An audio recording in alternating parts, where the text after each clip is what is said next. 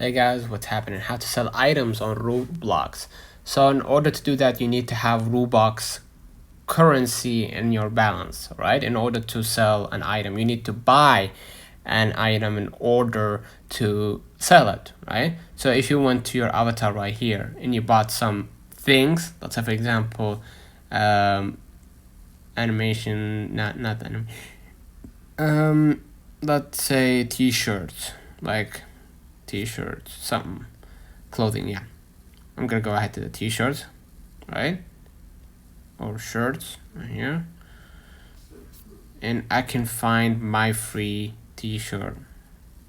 Let me find a free one, okay?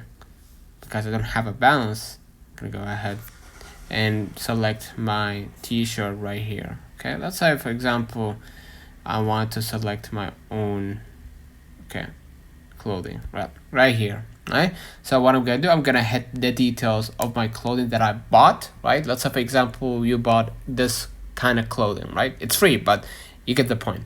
So you're gonna go ahead to the details and you're gonna see the 3 dots and you're gonna be able to see the sell option or delete from inventory. And basically because this item is available and free for all, you won't be able to sell it, right? So you need to purchase an item, right, with the coin, which is the Robux, right? And if you want to sell it, you can go ahead and click the t-shirt, right, the t-shirt details, and click the 3 dots at the bottom left, and then share it, or excuse me, not share it, sell it with other people, right? So you need to have Robux in your balance, right? This Robux at the top right, and you need to have a balance in order to buy or sell Roblox items like t-shirts and all that stuff. This is just one example. You can apply this to every item in Roblox.